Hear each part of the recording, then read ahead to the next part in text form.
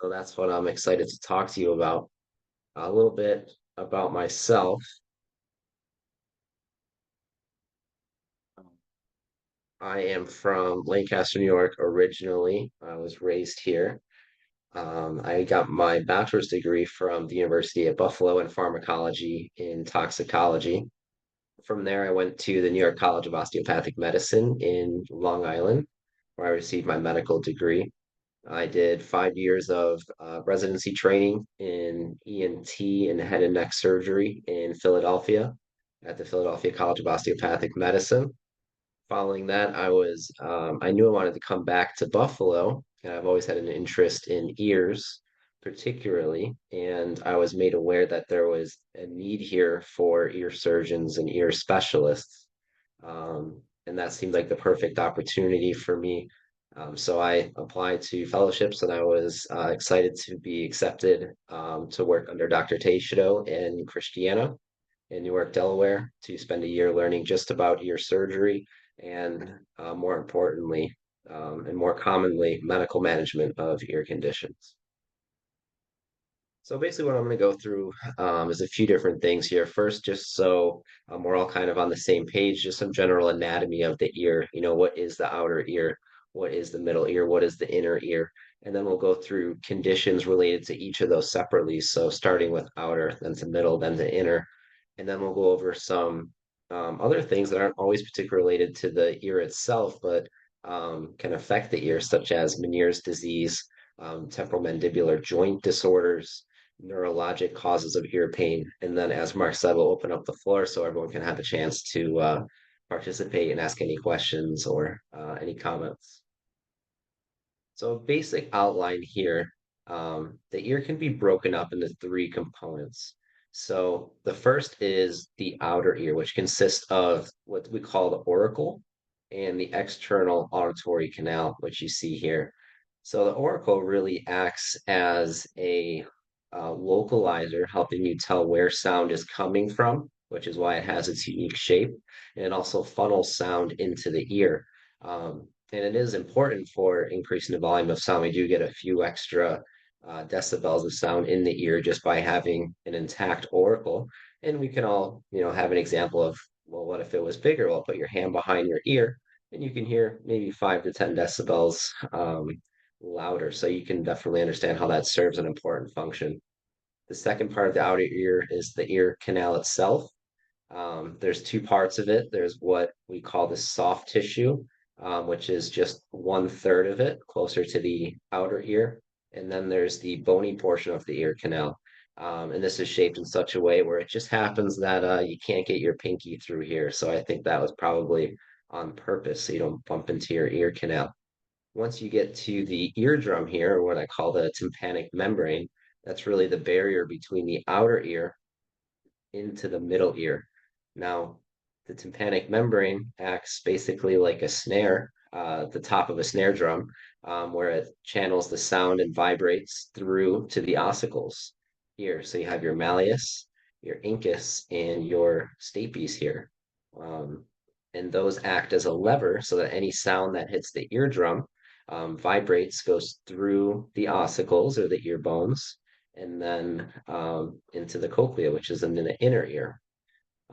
So that brings us to the inner ear, which is composed basically of the labyrinth, which is what this entire structure is called.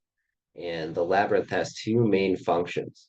The first is sound, which is the cochlea. And this is basically just a rolled up piano where, depending on where the sound hits it, if it hits it closer to the base, what we call this area here, then it would be lower frequency. And as it travels around the cochlea towards what we would call the apex, um, you get to the actually the lower frequencies here. And then those are converted into a nerve from a mechanical sound wave into a nerve impulse through the cochlea. And then the other half of the labyrinth is the balance organs. I'm sure if you've heard of BPPV, that is what's affected here, as little crystals can get in these organs, and they basically act as gyroscopes to help you determine which way you're oriented, whether you're rotating, moving backwards or forwards. So Lots of different things to see here, but just hopefully a general breakdown. The first condition related to the outer ear is swimmer's ear, or what we call acute otitis externa. This is a swelling and inflammation of the ear canal that generally can happen after you get water in the ear, or sometimes without water. Um, you get pain, which is the biggest thing that I look for whenever I suspect this. I can pretty much diagnose it immediately just by gently pulling on this area of the ear. And if the patient winces, then I still look in the ear because, I want to be a complete doctor, but you pretty much know what it is right away because it is just extremely painful. And then when there's swelling of the ear canal, you get muffled hearing. And when the skin's irritated and infected, it does produce drainage and discharge, causing wetness from the ear. It's called swimmer's ear because it most commonly occurs after swimming. So you get water in your ear. That water sits in there and becomes an excellent source of bacteria. They now have a warm, safe, wet place to grow at our expense. So the best way to avoid this is if you're someone who, after you swim, you feel fullness in your ear, is you have to find a way to get the water out of your ear. And two things you can use are either a couple drops of alcohol or mineral oil. And both of those will displace any water that's trapped in your ear and help you avoid this condition. The other thing is avoiding Q-tip use. Q-tips remove the natural barrier of protection in the ear canal, and they also cause small scrapes along the skin in the ear canal. And those that can be perfect condition for bacteria to get into the skin of the ear canal, where normally had Q-tips not been used, the bacteria wouldn't have been able to get infested into the skin. So once this happens, generally you do need an antibiotic ear drop. Generally, you don't need oral antibiotics. An ear drop right into the ear will treat it. And if it's severe enough, it does have to be cleaned by an ENT. The buildup of debris that occurs can be enough that the antibiotics cannot even get in the ear. So sometimes cleaning is a very important part of recovering from this condition. Second condition is chronic otitis externa. So this isn't necessarily an infection. This is something that occurs over a long period of time. Um, these patients tell me their ears constantly feel full, they feel wet, and they feel itchy. And the most common reason this happens is honestly just overuse of Q-tips. So when people use Q-tips, you're cleaning away the natural wax barrier in an ear. And the wax serves an important function. The wax wicks away water that gets trapped in there. So if you think about the wax on a paper cup, if you have a paper cup that's wax coated, you can leave it on your counter for a week full of water and dump it out, and the cup will still be like new. But if you take a paper cup that does not have wax and you fill it and you set it on your counter, probably within 3 days, the cup will have crumbled and the drink is all over your kitchen table. And that is because the wax is not there to protect the lining from absorbing all that water. And that's basically exactly what happens in this condition is the ear starts to absorb moisture and that causes it to be inflamed and itchy. And what people will do is then they say, well, my ears itch. I have to use Q-tips. And they get trapped in the cycle where their ears itch forever and the Q-tip companies get rich. And we see a lot of patients too. The third condition of the outer ear is wax buildup. So generally, people will have hearing loss, fullness in the ear, and pain. The reason this occurs is some people, say a small percentage of people who have this, just make too much wax. They make it faster than they can clear it.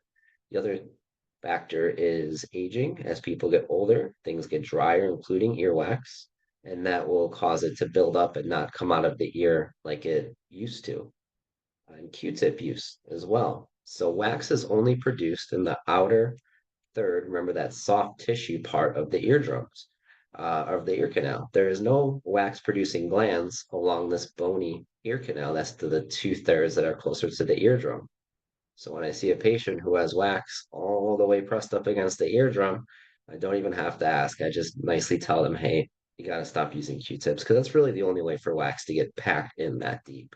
Um, and what I tell them is ears are self-cleaning, self sustaining parts of our body.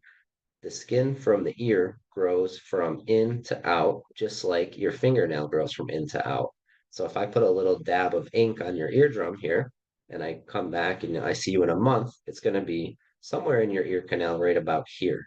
That's because as the skin grows from in to out, everything gets deposited here eventually. And while people might feel like they're having wax chunks come out of their ear, they feel like they have to clean their ear, they're producing too much wax. That's actually completely normal. And I always tell people too, healthy ears make wax. That's a good sign.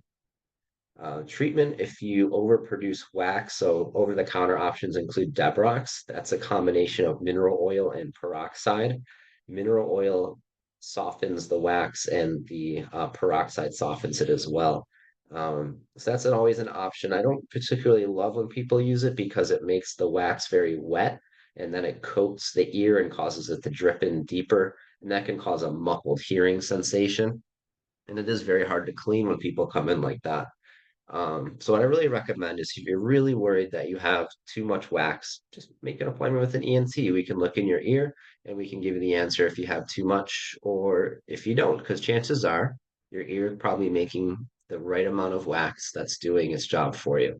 And the sensation that's bothering you may be due to something else.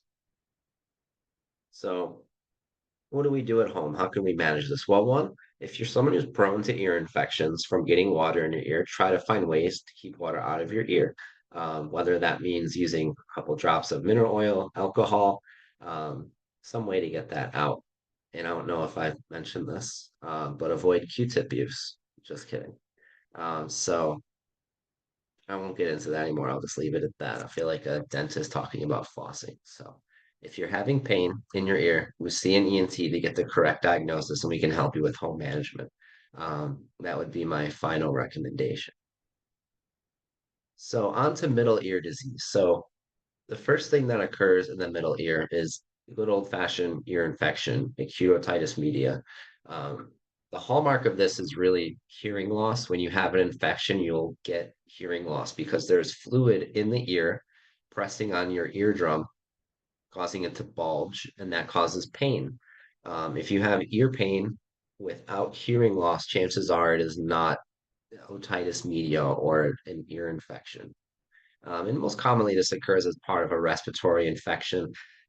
The ear is drained not through the eardrum, because obviously the eardrum seals the ear, but the ear drains behind the nose. So people who have upper respiratory infection, cold, sinus infections, that tube can close off, and then the ear is able to fill with fluid. And once you get to the point where you have pain and hearing loss, that's really when you do need an antibiotic to help clear that bacteria in your ear. Eustachian tube dysfunction is basically the tube that serves to equalize pressure in the ear is the eustachian tube, which I mentioned on the last slide. It's not always open. It should be closed most of the time, and it acts as a valve. So when needed, it opens and closes and normalizes the pressure in your ear. I have a lot of patients who come to me and say, when I swallow, I hear a click. And I have to politely tell them that that's actually normal. That's your eustachian tube opening and closing, just like our heartbeat. Most people don't hear their eustachian tube open and close, but a lot of times after someone's had an ear infection or ringing in the ear, they're so focused on that ear that they do learn to hear that noise. Um, and over the years, I've learned to hear it too. So I suffer from that click as well. So what if the eustachian tube is not working properly? Well, you're going to have pressure problems. So fullness in the ears, popping, difficulty with flying, driving. I think we've all had the sensation as our flight is descending, our ears begin to feel a little full. And then you have that nice sensation where at some point you feel that release, and that's the eustachian tube working properly. So if you're constantly getting that when you're not flying, you're not scuba diving, then you probably have something wrong with your eustachian tube. And just like an ear infection, any problem that is going to inhibit the drainage through the back of the nose, allergies, nasal congestion, sinus infections, is going to contribute to that. Some people also are just, they have eustachians that just don't work as well as other people. So to treat this, you have to treat the underlying cause, whether it be allergy, sinus infections, Sometimes we can do ear tubes so that we just say, forget the eustachian tube, we're just going to make our own tiny hole in the eardrum. There's also a procedure called eustachian tube dilation. So eustachian tube dilation is something that we do in the office on patients who are awake. It's very comfortable, well tolerated. We give them some mild sedative and pain-killing medication, numb up the nose, and we put a tube into the nose, put a balloon in the eustachian tube, and gently inflate it for 2 minutes per ear. And that causes the eustachian tube to be more open. The problem is if you do it on somebody who does not have eustachian tube dysfunction, having the tube too open can cause its own problems. So patient selection is very important in doing this procedure. And this picture here is just to give you an idea of what an ear tube looks like. People ask me all the time, "Well, you see the tubes? They're going to be hanging out of my ears. What are you putting in there?" Well, they're small. They're about the size of the tip of a ballpoint pen. And again, you can do this in the office, a little numbing medicine on the ear, pop in the tube, and then no, you no longer need that working eustachian tube to keep the ear equalized. The air will just travel in and out of that tube to maintain the correct pressure.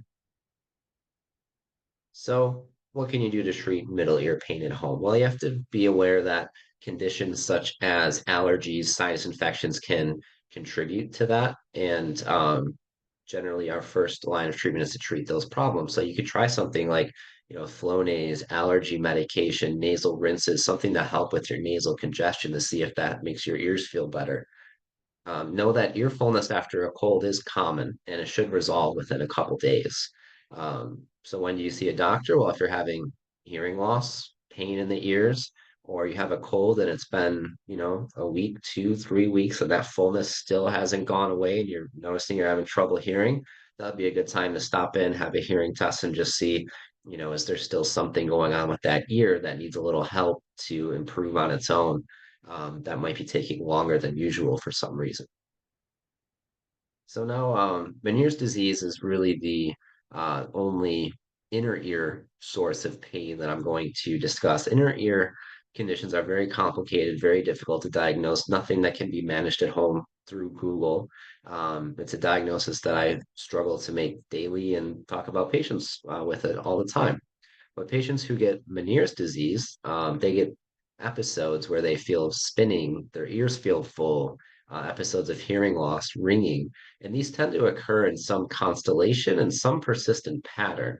So everyone has had all of these symptoms at some point. That doesn't mean we all have Meniere's disease, but typically these patients will say, well, first my ear rings, then it feels plugged, then my hearing goes out, and then I spin. And it tends to always be the same pattern. Now, everyone, people have slightly different patterns, but there tends to be some associated pattern. And really, this is caused by swelling in the inner ear, um, and is treated with generally lifestyle modifications. Being aware of what triggers are, it could be dietary changes, sleep, stress. Sometimes we can treat it with medications, but really the diagnosis consists of, if you're having these patterns of symptoms consistently, it's something that we really need a hearing test to see is there real hearing loss in the ear to see if this is happening.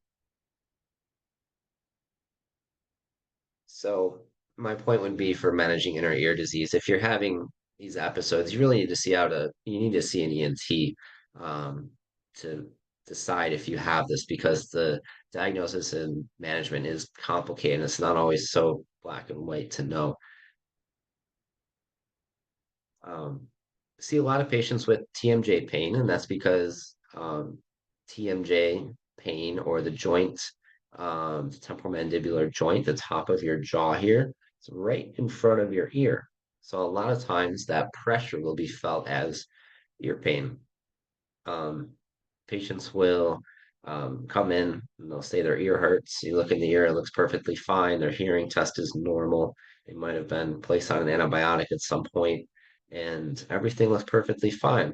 And the way that I like to diagnose this is I tell patients, stick your fingers in your ears like this, like that little girl there, and just push forward and open and close your mouth. And if that hurts, if that replicates the pain, that's the cause because you can feel your jaw joint moving underneath your finger. It would be like if you had a sore elbow and you pinched your elbow and moved it back and forth. There's really no mistaking that that's the cause. Um, so, like any other sore joint in the body, you want to rest it. So, soft diet, avoid eating things that are very chewy, heavy breads, steak, you know, cinnamon buns, things that you're going to be working away at. Warm compresses, that warm compress can help any inflammation there. Some ibuprofen for pain control. And again, if you're not sure if it's your jaw or not, you're having ear pain, you could always see an ENT. We're all very good at diagnosing this because we see it all the time. But ultimately, the treatment for this ends up being dental in nature. There's some reason that you're having that jaw pain, whether it's jaw clenching at night, are you a teeth grinder, or maybe recently have new dentures and you have difficulty with teeth alignment. Maybe a recent tooth was pulled, or there's a new cap or crown or something that's has changed the alignment of your jaw recently. That's causing stress on that joint. Um, and this is something else. So neurologic causes of ear pain. This is something I deal with a lot. It's a bit of my somewhat of a passion, somewhat of a curse. But dealing with neurologic sources of ear pain. Um, they're very commonly missed and misdiagnosed. They're extremely common in people who have migraines and suffer headaches, and they often occur in patients who have headaches, or I'm sorry, who don't have headaches or migraine at all, and they're getting ear throbbing, fullness. And basically, when everything else is ruled out, when the hearing test is normal, there's no signs of outer, middle, or inner ear disease, there's no pain in the TMJ, I start to ask if it fits a pattern related to migraine. Does it get better or worse with weather changes? Does it triggered by sleep, stress, hot, cold? Is it triggered by a diet change? If you have a night out with wine and cheese, does your ear start to hurt? And being aware that sometimes people's headaches can be in their ears. The same nerves that innervate the head, that innervate the face, that get headaches also do innervate the ears as well. There's also times when someone has an ear infection. Let's say they went on a flight 2 months ago and they had pressure in their ear after the flight, and I see them and they still have pressure in the ear since then. Well, it's not necessarily that they still have a problem with their ear, it's that the nerve to the ear has sensitized and is causing that persistent pressure. And these conditions can be tricky to treat, but it is something I enjoy doing, and it's part of a condition basically called vestibular migraine. And vestibular migraine is a constellation of symptoms that occur, um, that you feel in the ear, but that is actually coming from the brain. And it can occur with things like vertigo, dizziness, sensitivity to light, sound, nausea, headache, ear ringing, visual auras, and abnormal eye movements. So trigger changes, things like or triggers that can cause these things like hormonal changes, alcohol, caffeine, stress, strong sensory stimuli like strong smells, bright lights, loud sounds, sleep changes, physical strain. If you had patients with following sexual activity, will get ear pain, weather changes, and then certain foods like aged cheeses or salty foods. So neurological ear pain is really a diagnosis of exclusion. And what that means is that there's no specific test to say that's what it is, or you can't point to something on an MRI and say that's what it is. It's when everything else has been ruled out. It's in the patients who we've examined, everything looks good. Maybe they've had some imaging and everything looks okay. And you have two options. You can either tell them there's nothing wrong with them, or you can consider this and begin to work through some management options. And the first thing I always recommend is lifestyle changes. What are the triggers that you notice cause these events, and can these triggers be avoided? And if they can't be avoided, can you plan for them appropriately? Like people with weather changes, ear pain from weather changes, you can't control the weather, but if that you're going to have a storm coming in. All right, this might be a bad day. Maybe I want to lay low and relax because I know it's going to affect me. Um, it responds to medications just like headaches do, typically Tylenol, Excedrin, ibuprofen, and prescription medication such as the new CGRP medications you see on TV all the time. The triptans like sumatriptan, Imitrex, rizatriptan, those can all be effective. And then typically, if someone's having more than 3 days a month, I usually recommend a daily medication for a period of time to help control that. So the brain kind of forgets that aberrant behavior. And over a period of a few months, you can come off of that medication. Ultimately, typically the pain is gone by then. And I do use the word pain often, but actually, what most of my patients tell me is it's more of a pressure, fullness, underwater sensation in the ear. And that's basically what I have for what I wanted to talk to you about. So now I'll hand things back to Mark and he can help facilitate any questions, comments, or concerns you might have.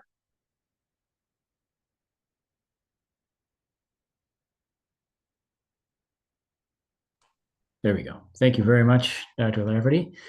I'm going to stop the recording button here so that while the session itself was recorded, we don't necessarily want to be recording.